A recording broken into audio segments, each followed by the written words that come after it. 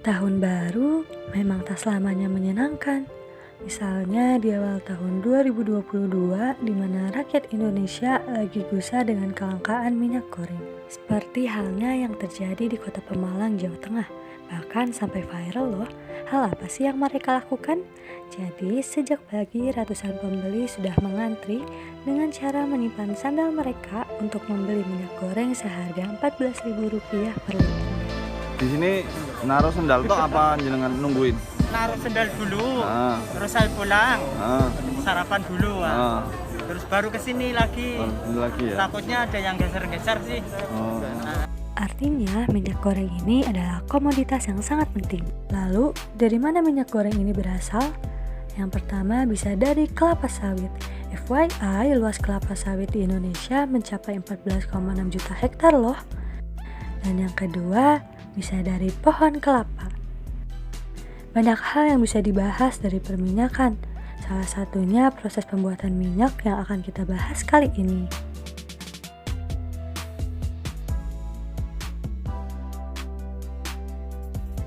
Kita bahas dulu nih proses pembuatan minyaknya dari bahan dasar dulunya ya. Ada buah sawit dan juga ada buah kelapa. Yang pertama yaitu minyak sawit.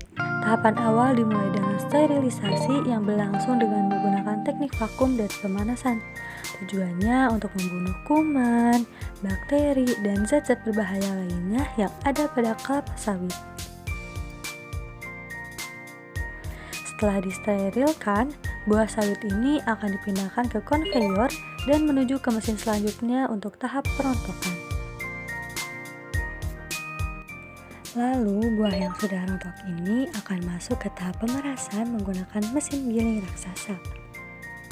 Dan suhu yang digunakan sekitar 80-90 derajat Celcius. Hasil dari proses ini ialah ampas sawit dan minyak sawit. Tapi seperti yang kalian lihat nih, kalau minyak sawit ini ternyata tidak jernih. Makanya perlu dilakukan pemurnian minyak. Pemurnian ini menggunakan asam fosforat dan juga kalsium bentonit. Oh ya teman-teman, pada pemurnian ini juga terjadi pemisahan air dari minyak yang terlibat dalam tahap-tahap sebelumnya. Setelah semua proses telah selesai, maka jadilah minyak sawit yang sudah siap untuk dipakai.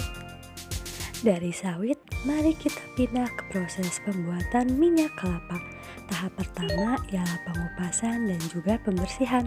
Kalau sudah dikupas, maka daging kelapa akan masuk ke tahap penggilingan.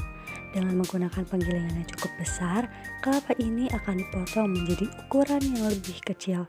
Nah, perubahan ukuran ini dilakukan supaya ekstraksi kelapa bisa lebih cepat dan juga lebih sempurna.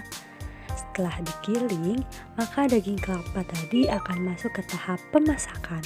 Ada yang pakai mesin-mesin kecil, lalu ada pula yang menggunakan mesin raksasa bertingkat.